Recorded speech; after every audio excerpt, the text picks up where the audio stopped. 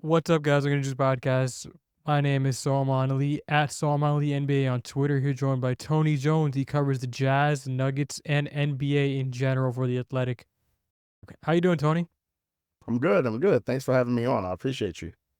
Real quick, before we get into it, if you like the content we put out, go ahead and give this video a thumbs up. That helps the other Rockets fans find the show, and subscribe to the channel on YouTube for new episodes every week. If you're listening to the audio version of the show, please give us 5 stars on iTunes and Spotify. That also helps Rockets fans find the show. And the absolute best way to support my work is going to rednationhoops.com and becoming a paid subscriber to the newsletter. I'm putting out stuff all month, including grades on all these Rockets trades. And speaking of all these Rockets trades, Tony, I want to really quickly first outline that first trade before I get your thoughts on it, because it's just interesting for sure. So the night before the draft, Woj reports that the Knicks have made this insane trade for Mikal Bridges. 5 first-round picks, 1 first-round pick swap, and 1 second-round pick. Wild overpay in my opinion, but that's a separate discussion. For the Nets, it seemed like the kind of crazy return to justify trading Bridges, even if they didn't control the draft picks. And immediately my first reaction was, boy, it looks like the Rockets aren't done drafting top 5 picks because the Nets are going to be terrible for the foreseeable future. But then it gets reported that Houston was sending back the Nets control over their 2025 and 2026 first round picks in exchange for 2 unprotected Suns first round picks in 2027 and 2029, and 2 unprotected Suns first round swaps in 2025 and 2028. Now, this was a deal that was in the making for months. The Rockets were actually the ones who originally proposed it at around the trade deadline. We heard reporting coming out from the Houston Chronicle about this, but the Nets weren't ready to make the deal at the time. But it became pretty obvious what happened here. Like, Brooklyn got this offer for the Knicks for Bridges. They then re-engage with Houston to secure control of their next first-round picks, and then they go back to complete the trade. And I want to make this point clear because there was some confusion about it, and it influenced how people talked about this trade. The Nets were never going to trade Bridges without getting their picks back. Like, that means a world in which Brooklyn decided to bottom out completely and the Rockets received these guaranteed top 5 picks was never on the table. Like, these picks might have still been pretty bad, but they weren't going to be that bad. Tony, what are your thoughts on this trade, and have they evolved at all over the past 5 days?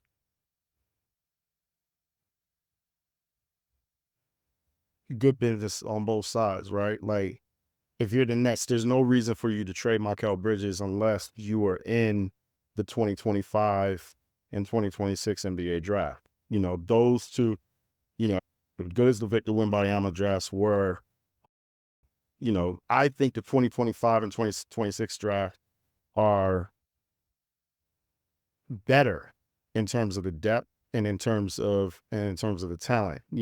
Obviously Victor's the singular best talent of the 3 drafts, but you're still talking about Cooper Flagg, and you're still talking about Cameron Boozer and AJ Devansa in the 2026 draft. I mean, those are really elite talents. So, if you're Brooklyn, you want to be in the 2025 and you want to be in the 2026 drafts. Otherwise, there's no reason to make that trade in the first place. So the good piece of business that is for the Rockets is obviously you get the 2027 and 2029 Phoenix picks. And what you're betting is that Kevin Durant ages out, Bradley Beal ages out, Devin Booker is traded by then, which would be 2 years from now, 3 years from now. Devin Booker somewhere else by then because, Phoenix has started all over. And then, those picks age extremely well. It's the same thing with, other teams are trying to do. When the Jazz traded Donovan Mitchell, they deferred all of those picks towards the end of the decade. So they have a 2027 unprotected from Cleveland, a 2028 pick swap from Cleveland, and a 2029 unprotected from Cleveland. When they traded Rudy Gobert, it's the same thing. They have, picks at the end of the decade. They're banking on, okay, these teams are going to be great because we made them great right now. And those teams are championship level or playoff level or whatever. But by the time the CBA catches up with them, and by the time the end of the decade catches up, we're betting that those teams are going to be rebuilding in some sort of way, and that since we control their drafts, they can't get better organically. And by the time the picks come up, the picks start aging well. So I think that's the bet that Houston's making by, getting the Phoenix picks. And, Brooklyn was like, yeah, we want to be in the 2025 draft. And so to me, it's a win-win on both sides. I agree. And I think what really tainted opinions on this trade from Houston's end was this tweet from Woj that they were going to turn around and trade for Kevin Durant. And I theorized at the time that this was kind of like informed speculation from Woj. Like, did the Rockets call about Durant? I'm sure they did. But here's the thing, they call about every star player in the NBA all the time. Like, this is what they do. This is what they've always done. But just because they've called about KD doesn't mean this move has anything to do with him. I think Woj was not connecting, and he quickly backtracked in this following tweet. He tweets this: as intrigued as the Rockets have been about Durant, they're determined to use the Suns picks to be aggressive about deals elsewhere, sources tell ESPN. I'm like 99% sure someone from the Rockets sent him a text with something on the lines of like, hey man, that's not what we're doing right now. Like, and then he tweets about how, oh, they're also in position to trade for Devin Booker, who's 8 years younger. And when asked about the KD thing on TV the next day, he pivots to talking about Devin Booker again. And there's this trail of backtracking.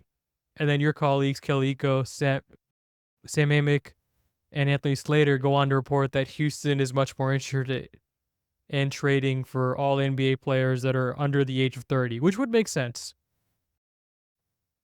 But if you just looked at this trade in a vacuum, as you said, I think it's just an excellent trade. Like, they accomplished three things here. Obviously, they get a higher volume of assets. They're shorting the Suns' long-term future, and you talked about how that might be the smart thing to do. And they're giving themselves some breathing room, which is what they've been seeking for 2 years now. They tried to trade the pick that became Cam Whitmore last year, but it became Cam Whitmore, so they didn't trade it. They tried to trade this pick before they ended up in the top 3. And now they're finally traded these Brooklyn picks into the future so they don't have to have this logjam of young players that they can't play and subsequently pay. And I think Danny Ainge is better at this than anybody, right? He really did a good job of structuring it. So there's some time before those picks come in Utah. And they can kind of roster plan like that. And they might do something similar later on down the lines too. But I think this just made a lot of sense from a whole different angles. I think the most sense that it makes from is you don't want to stack babies on babies, right? Like Jabari Smith in one draft. Now you got, Amen Thompson, you got Cam Whitmore. And, like you said, you want to give those picks a chance to breathe, and you want to give, the kids a chance to grow. And truthfully, in this CBA, which is going to prove so restrictive on roster building once you get past a certain spot, the way that you get good, in my opinion, the way that teams are going to be able to get good and have staying power and keep good is, being able to keep building through the draft once they get good. So the example that we have right now is the Oklahoma City Thunder, right? Like, they are number one in the Western Conference. They won the Western Conference regular season last year, obviously went to the second round of the playoffs. They've done yeoman's work in the offseason. So now you're looking at them being a real NBA championship contender next year. But guess what? They have 2 more picks from the Clippers coming up, and they still have all of their picks, and they're going to be able to stack talent on talent while they're still good. And eventually they're going to have some roster casualties because it's just impossible with the CBA to keep everybody. So they're going to have to make some decisions, and they're going to lose some, but they're going to be able to develop value, and they're going to be able to offload people for more value and basically keep the ball rolling. So if you're the Houston Rockets, that's what you want to do, right? Like you want to keep getting good. And by the time 2027 hits, you're a playoff team and you're able to add to the core. So the vision is there. So I think that that's the biggest point that you made, which is the picks get a chance to breathe. People like Whitmore, Thompson, Jabari Smith, Alperen Sengun, all the kids get a chance to keep developing as a core. And then you make your choices on, all right, who do we keep? Who do we flip? What assets do we flip? Same thing with Jalen Green. And you keep moving that way. Yeah, and you mentioned the new CBA. The old CBA, it was hard to do it, right? Because, right, like, especially if you're drafting really well and, like, you're just hitting. Because if you're missing on these guys, you can afford to let them go. But if you're hitting, it's like a double-edged sword in that, yeah, you hit on the pick, but now you got to pay the guy, right? So it's interesting to see how these teams are kind of like trying to get that cheap talent, trying to stay competitive while still trying to balance their payroll. But yeah, the breathing room is important. So let's talk about night one of the draft, technically, right?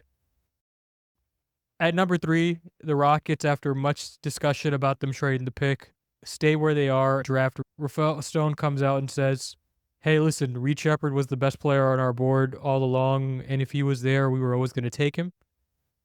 Number 1, what do you think of the Rockets saying that? Like, does that surprise you at all? And what were your thoughts on Sheppard going into this draft and his overall fit in Houston?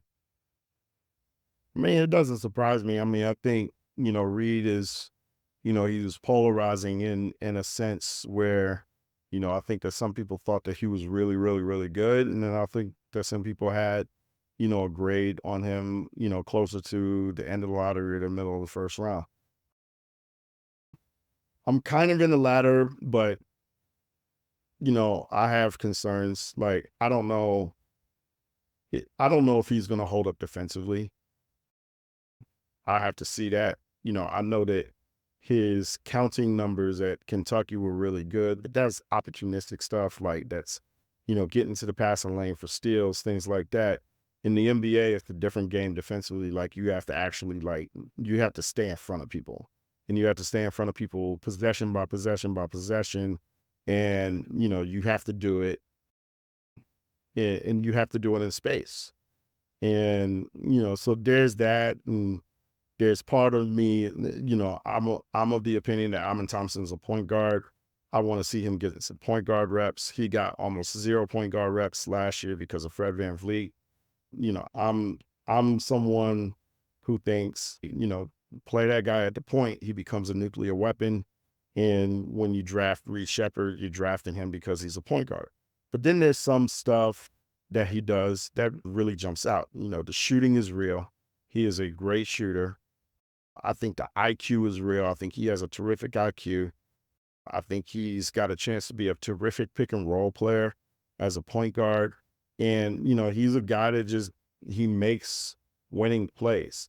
So, you know, my concerns are that, he's not going to be great defensively.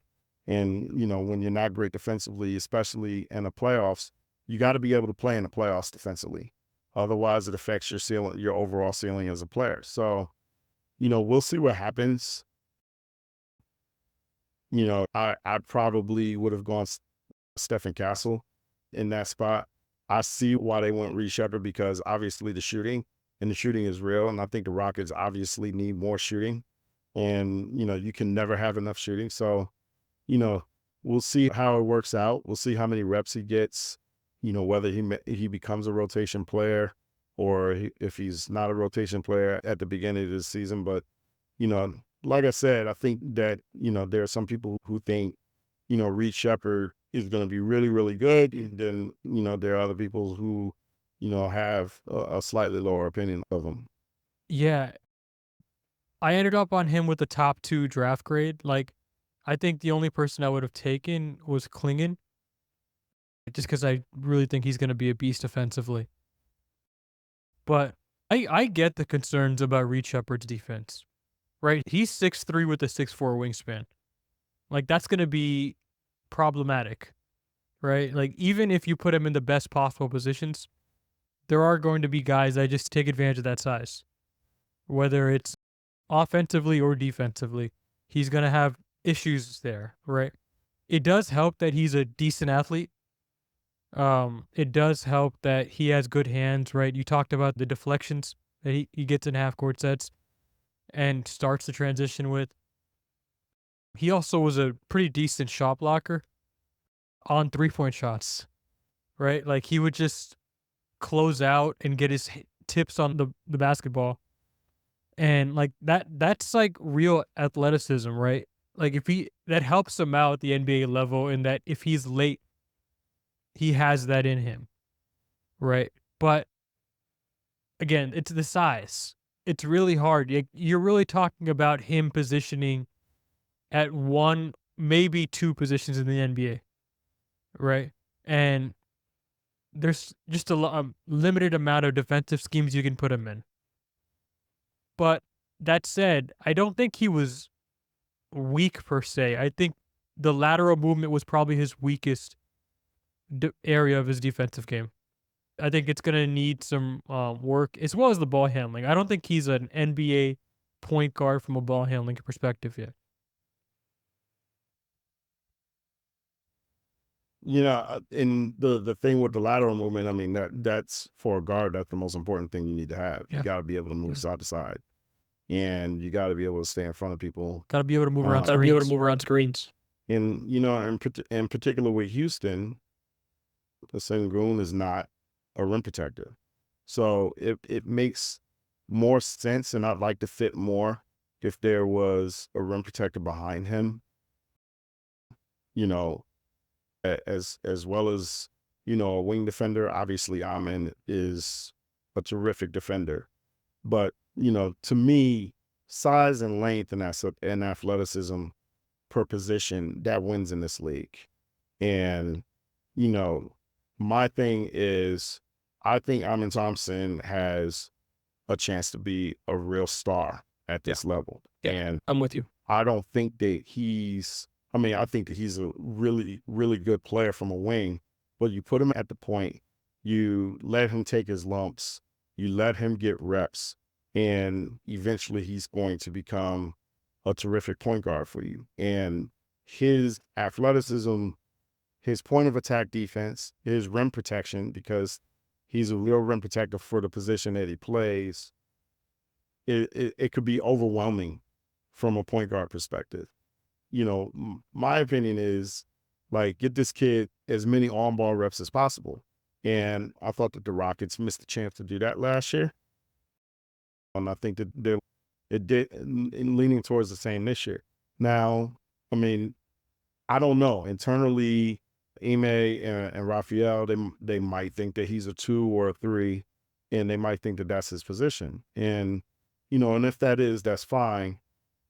But if they think that this kid grew up playing the point, and that's how, when I first started watching him, that's when I'm like, wow, this kid has a chance to be a terrific point guard at the NBA level. So, if you want to use like a sword, that's fine. He's still going to be terrific. If you think that he's a secondary ball handler, that's fine. He's still going to be terrific. But, I just think that he has a chance to be a superstar at the point guard spot. His ceiling in the NBA will be reached at the point guard position, right? Like, you can use him like very Iguodala-like, right? Like, as the Pistons are using Asor, as you said. But that's not like optimizing him, right? It's not like weaponizing him the best that he can, right? Like, if you put him with the ball in his hands with space, he's insane. I mean, he's already insane without space. Like, him with Sengun should not work as well as it worked last year. Like, those two need to be in the paint. But Amen was still good, right? Like, it wasn't slowing him down. I will say this. In Houston's defense, they do have Eason, Jabari, Tate, Amen, and Whitmore on the wings. So perhaps that helps Reed a little bit. It doesn't help that Şengün's your back line. I agree, but they do have a lot of these athletic wings, so perhaps that helps make up for it a little bit. And I do think they needed shooting, kind of in a big way, because I think Cam is the only guy, and I guess you could say Jabbar, that has proven himself as like a bona fide shooter amongst that core. Yeah, I agree with you. I mean, the shooting is that's the biggest reason to bring Reed in because Reed is flat out one of the best shooters in the draft. I don't think he's the best shooter in the draft. I thought that Dalton Connect was the best shooter in the draft, but Reed is one of the best shooters in the draft, and he can get it off the dribble. He can get it off the catch and shoot. I think that you can put him on pin downs, and he can get it that way as well. And like I said, the pick and roll acumen is terrific. So I think if you put him in Sengun and pick and roll, I think that you're going to get a lot of good stuff out of that. My question is, how many reps is he going to get? Does he in fact, make the opening night rotation? My guess is that he does as a backup point guard because I think that he brings things to the roster that wasn't on the roster last year. I think that, he's a much better vertical athlete than he's given credit for, so there's definitely that as well. It's going to be a work in progress with him, but, I do think that he's a good player and I do think that he has some real strengths that fit in really well with what the Rockets are doing. Yeah, it's gonna be tough. It's like to crack that rotation because you already had like Cam Whitmore struggling last year to crack it. It took injuries for him to finally get to it. But I mean, listen, if he's good enough, there's always going to be an opportunity. Like if he beats out like Aaron Holiday, if he beats out like Jay Tate or whoever is going to be coming off the bench in that similar rotation, like spot in the rotation, there's a chance. But yeah, I mean, like that being said, none of that is a reason against drafting him, right? Like the Rockets, whoever they drafted was not going to play next year. There's just too much talent not to play, and someone's going to get the short end of the stick, and that's probably going to be the rookie.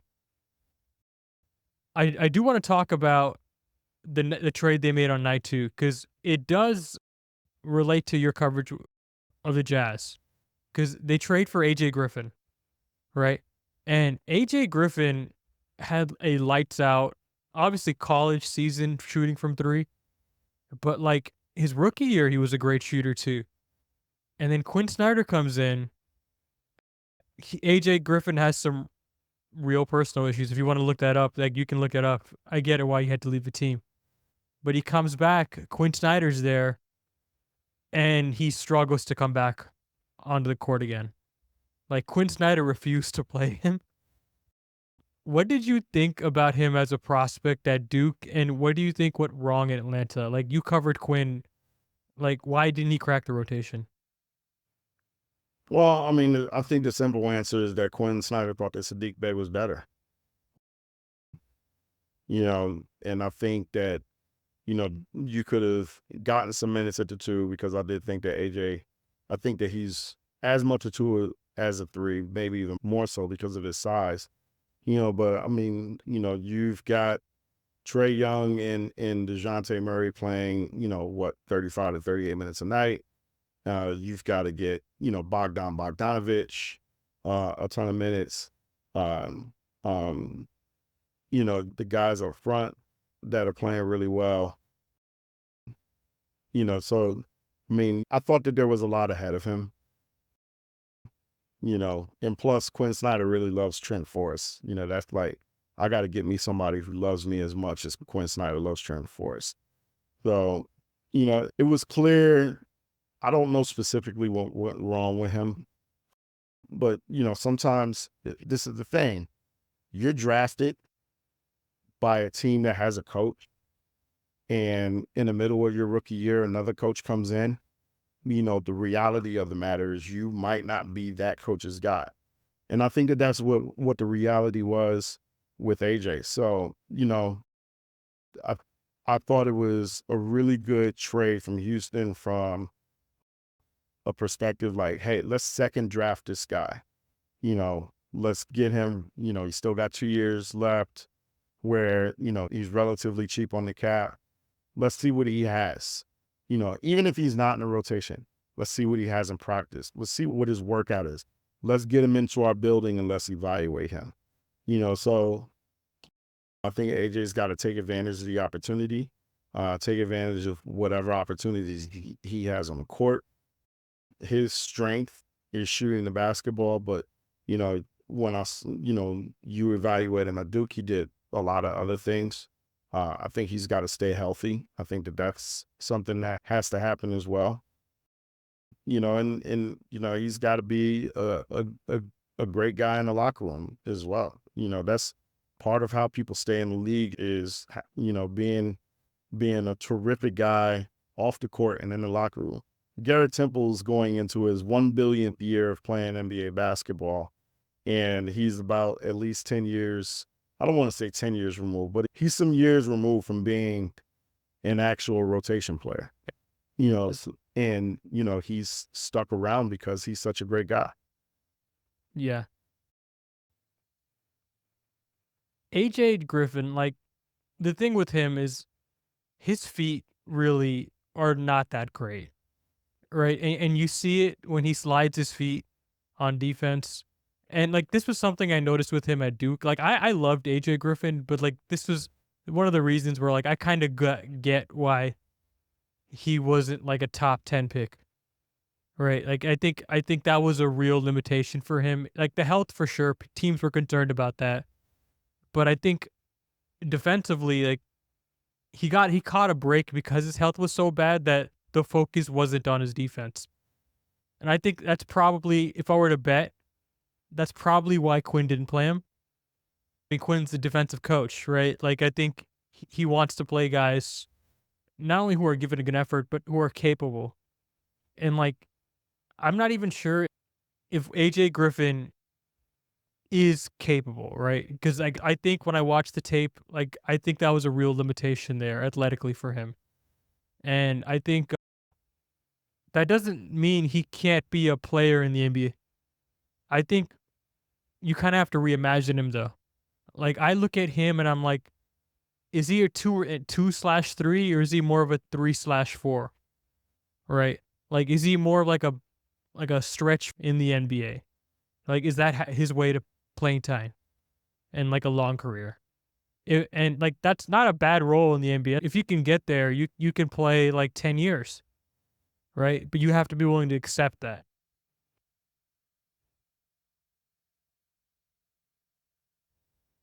Yeah, I agree. You know, Getting into the league and staying in the league is about finding a role that's meant for you and accepting that role and excelling in that role. There's a reason why one of the big sayings in the league wide, every single team, be a star in your role. Whatever role it is, be a star in it.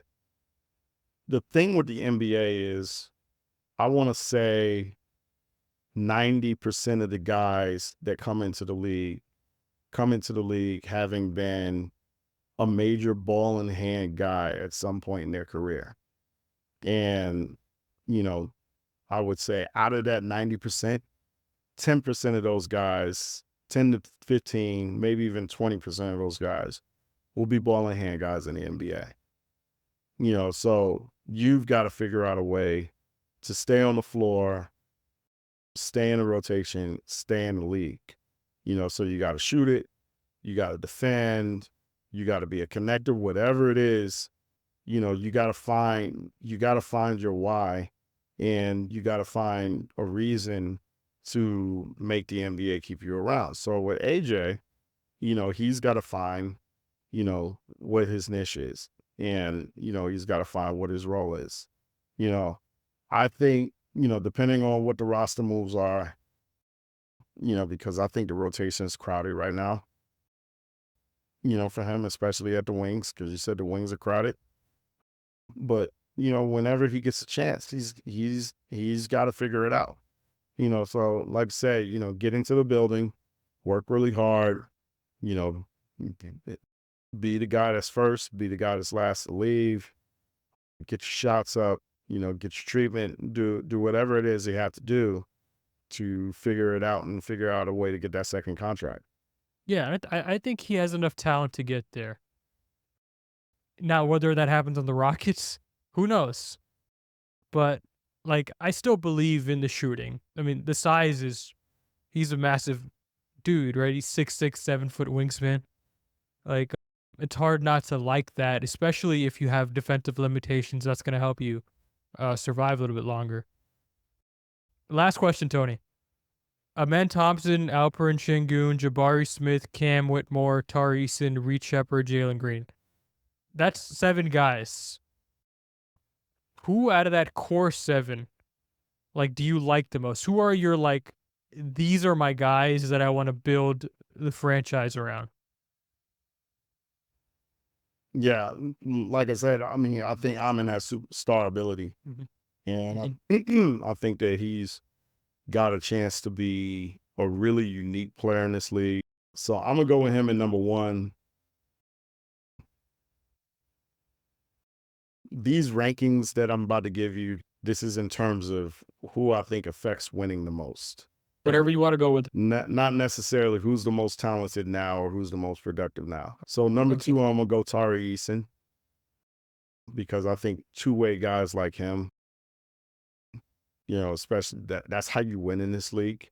You want a guy who can do things offensively, but also, be really versatile and really good defensively. I'm going to go with Jabari Smith, number 3. Guys his size, the shooting, also the defense.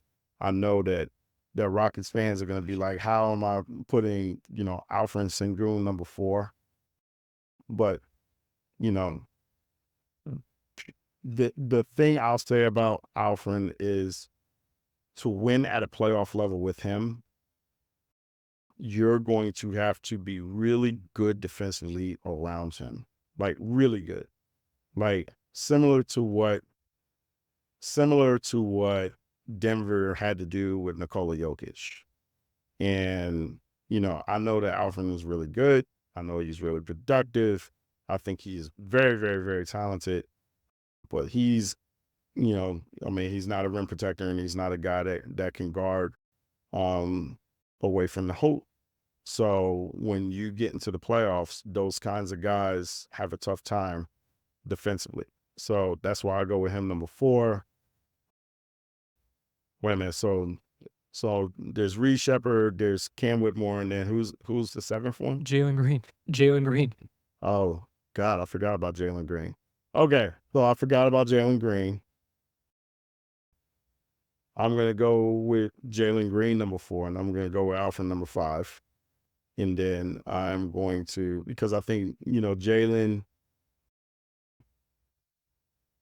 I still think in a vacuum, Alfred's a better player, but Jalen's the isolation scoring, the ability to create. I know you got to rein him in a little bit, but the ability to create is really good. And so I'll go with Reed Sheppard number 6, and I would go with Cam number 7. Yeah. Okay. Yeah. Okay. And I'm gonna preface this because, like I said, Rockets fans don't come on my neck. I'm looking at this from, who are you winning in the playoffs with? So, you win by stopping people, and you win by people being able to play on both ends of the floor. And, Amen Thompson and Tari Eason, I hold those guys in really high regard in those categories. Yeah. Listen, we don't disagree much on Amen Thompson. Like, I have Amen 2 on my list. Like, I think he's got crazy high upside. Right. And I think if he doesn't succeed, it's going to be because of the shooting, right? Like, it's such a detractor. that like it's hard to like make up for it. But at the same time, I think there's a pathway for him to succeed even if the jumper never comes along. Right? Like because he is so massive and he is so great defensively already. Like I think he is on track to be like an all defensive player by year 3. Like I think that's how good he was his rookie year. And offensively, I mean obviously the passing at least at the Ignite level was elite, right? Like it was so good that people were talking about, "Oh, this guy's like a turnover machine." When you looked at those turnovers, it was guys dropping passes because they weren't ready for the ball. They didn't know they were open. Amen knew they were open before he knew they were open, right? Like that's how quick his brain works, right? And obviously he's an elite athlete, and you saw that with his finishing at the rim. I'm big on him. I'm really really high. I'm surprised you put Cam actually as low as you did. I think he had a sneaky, awesome rookie campaign, and I think had he played more minutes, there might have been a case for him to make an all rookie team. Now, I think I understand why he didn't make it, but like, had he played more minutes on a minute per minute like production level and like how efficient he was, I think he would have turned some ice. Like he was really really good, and I think when you look at what he brings athletically and how physical he is, I'm convinced he can be a good defender. So I was surprised by that, but not at all surprised with where you had him, man. I think he's awesome. Well, the thing with Cam that you gotta look at is, I mean, this is relative to Thompson, Tyrese, and Jabari Smith, Jalen Green, Alperen Sengun. He's definitively not better than any of those guys. So that either puts him at 6 or 7. I think he's better than Jalen right now. I don't. Right now. I don't think he's better than Jalen. Jalen has his faults, and I think he actually has a lot of faults. But the things that Jalen does well, Jalen can do really well. And so, for me, I mean, these 5 are on one tier, and then Cam and Reed are in another tier. So, maybe it's a little controversial putting Reed in front of Cam, but shooting wins in the NBA, and Reed is a shooter. Like he's a knockdown shooter. And I think that if you put Cam on the floor and you put Reed Sheppard on the floor, and both of those guys go 0 for 10. Reed goes 0 for 10, Cam goes 0 for 10. I think that Reed Sheppard can affect the game more positively than Cam Whitmore on an 0 for 10 night. I think even that's debatable because you still got the defense with Cam possibly, right? Right. You're right. Like I guess that's where I'm projecting. But like you're not wrong in that Cam is kind of a black box in that once he decides like I'm going to the basket or I'm going to shoot, there's not really any changing his mind, right? Like he does kind of have blinders. The ball, like when you get him the ball, it's not coming back. And that's not new. That's how he was at college. But I understand that as a weakness. But I mean, he's already efficiently scoring the basketball, right? Like, he's scoring at a better clip than Jalen right now. And I get all the weaknesses, but I think that has to count for something. Yeah, he's scoring the basketball. I just think that everything that I look at when it comes to player evaluation, I'm thinking of it. How is this guy helping me win a playoff series? I don't care about the regular season. I don't care about 82. I mean, it's difficult, but there are a lot of people who can get their games off in the regular season. There's a lot of people who can do a lot of things in the regular season. There is a reason why we say this is an 82-game player and this is a 16-game player. And Cam Whitmore is not going to win you a series by scoring the basketball, because you got to be, for that, you got to be Jason Tatum, or you got to be Anthony Edwards, or you got to be Luka Doncic. Those are the guys that win you playoff series by scoring the basketball, by strictly scoring, no matter what, nothing else. Those are the guys who score the basketball. Kyrie Irving. So what does Cam Whitmore do in a playoff series that's going to help you win? Is he going to go out there and get you 7 or 8 assists? Is he going to go out there and guard the 2 to 3 to 4? Is he going to get out there and get you loose balls? Like, those are the parts of his game that he is going to have to prove that he can do.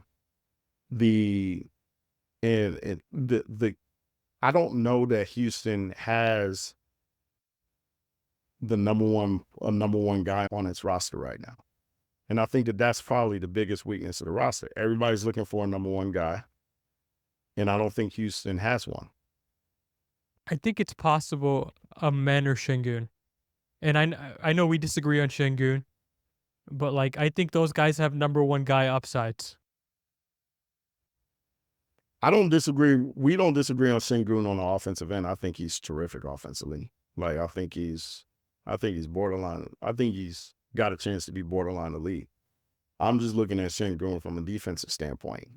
And, pretty much for everything that he does offensively, kind of gives it back on the other end. So, when I look at Sengun, the question I have is, for what his defensive faults are, can he become Nikola Jokic? Because that's what he plays like. He plays like an interrogation of Jokic, but can he become that deadly shooting the ball? Like, with Nikola Jokic, for what his faults are defensively, and I thought that he was, if on a scale of 1 through 10, I thought he was a 5 defensively in the playoffs during the 2023 NBA title run. But that's all he needed to be, because he was, like, on a scale of 1 through 10, he was an 11 or a 12 offensively. Like, it didn't. So if you're Sengun, your challenge is you have to get to a point where you are so good offensively that it just really kind of doesn't matter what you do defensively. Because that's what Luka Doncic is. Like, he's so good offensively that it took until Dallas got to the literal NBA finals for somebody to take advantage of him defensively to the point where it was an issue. So that's where Sengun's got to get. And, I think that he's terrific, but I still think that he has some ways to go in that sense. No, I agree. Listen, there's a spectrum with players like Sengun. Like, Jokic gets mentioned all the time, but that's the highest end of the spectrum, right? There's also like the floor of like a Sabonis, and in the middle there's Pau Gasol, who doesn't get mentioned enough as a comparison for Sengun, right? Like, Pau Gasol was amazing, and for some reason maybe it's been so long since he's played that people don't remember how good he was. Right? That guy was like an all NBA center like every year. Right? And I think if that's a possible outcome for Sengun, which I think it possibly is, you're happy for Houston. Now, that's not the centerpiece, but that might be a nice complementary guy. Right? And so we'll just have to see over the next couple of years where he falls on that spectrum. Can he get to Gasol? Can he even get past that? Can he get to Jokic? Right? Like, that's kind of what we all have to see. Defensively, he has a lot to prove, obviously. And I would just see like how Ime managed this next year. He had a nice breakout year last year.